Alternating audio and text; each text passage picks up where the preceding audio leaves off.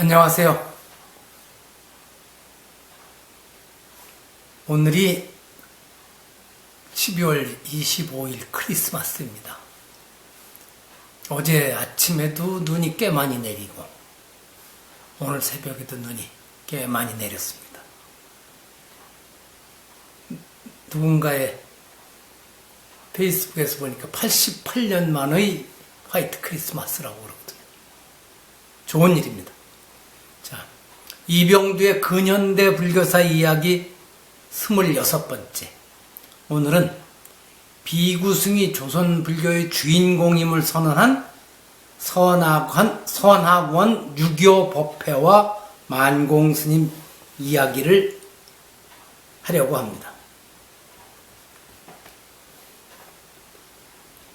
1941년 3월 4일부터 열흘간 서울 종로구 안국동 선학원 중앙선원에서 열린 유교법회는 당시 전국의 승려 6천여 명 중 독신 비구승이 300여 명에 지나지 않던 시절에 조선 불교의 전통을 살리겠다며 비구승 34명이 서울 중심가에서 개최하였습니다.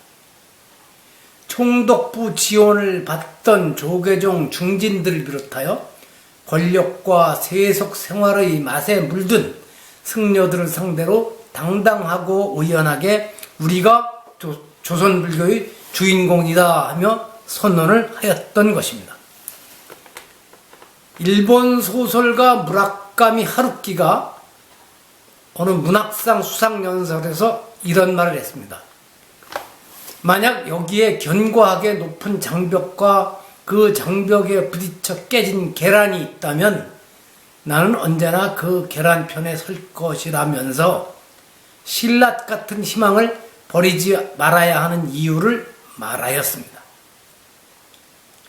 근데 1941년 당시 상황에서 이 유교법회 개최는 누가 보아도 달걀로 바위 깨기라고 여겨질 정도로 무모한 일을 시도하는 것으로 여겨졌겠지만 스스로 깨져 사라지는 달걀이 되기로 자처하였던 34명의 의지와 원력이 모여서 결국 거대하고 견고한 바위와 같았던 친일 취처 승려의 장벽을 넘게 되었던 것입니다. 처음에는 법회의 명칭을 고승법회라고 하였지만 권력을 갖고 있던 본산 주지들과 총무원 측이 자기 컴플렉스 때문이었는지 이를 강하게 비난하며 방해 공작을 펼칠 것이라는 우려가 있어 부처님과 역대 조사가 전해준 가르침을 받들어 모시는 법회라는 뜻의 유교 법회로 바꾸게 되었다고 합니다.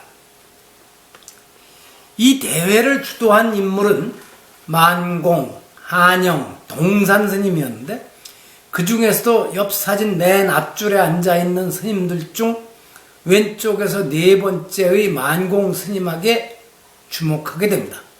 만공 월면 스님은 경호 스님을 이어 꺼져가던 한국 선을 중흥한 대표 인물일 뿐 아니라 1920년대 초에 수덕사 정혜사와 서산 간호람 등의 재산을 출연하여 선학원 설립을 주도하였고 선사들의 경제 자립을 도모하는 선후 공제의 운동도 적극 펼쳤기 때문입니다. 사진에서도 만만치 않은 그 기백이 느껴지지만 스님은 실제 삶에서 선사의 기백을 확실하게 보여주었습니다. 1937년 마곡사 주지 시절 조선 총독부 주최로 열린 31본산 주지회의에서 총독부가 조선 불교를 일본 불교와 똑같이 만들겠다는 주장을 내놓자 이에 호통을 치며 공박하였다고 하며 당시 회의를 참관하던 미나미지로 총독에게 전 총독 테라우치 마사타케가 말로는 독실한 불자라 하나 조선의 불교를 파괴시켰으므로 결의에 따라 지옥에 떨어질 것이니 그를 우리가 지옥에서 구하지 않으면 누가 구하겠는가 라며 그의 명복을 빌어주자고 하면서 미나미 총독을 질타하였다고 합니다. 이 정도의 기백을 가진 분이니 명실상부한 경허의 계승자라는 명예를 얻게 되었을 것입니다. 스님은 1946년 10월 20일 거울에 비친 자신의 얼굴을 보며 만공 70년 동안 나와 동고동락하느라 수고 많았네 라고 중얼거린 뒤 잠들듯이 열반에 들어 마지막 떠나는 모습에서도 선사의 의연함을 뚜렷이 보여주었다고 알려져 있습니다. 스님이 떠나가신 지 80년이 가까워 오지만 스님의 치열한 구도정신과 의지는 사라진 채 스승 경허스님과 스님의 발자취가 곳곳에 남아있는 덕숭산 수덕사와 스님이 설립을 주도하고 유교 법회를 개최하여 한국 선의 전통을 세우려고 했던 선학원은 정회사 간월암 소유권을 둘러싸고 싸움을 이어가고 있으니 세상을 훤하게 꿰뚫어 보던 스님도 이런 안타까운 일이 일어나게 될 줄은 내다보지 못하셨나 봅니다.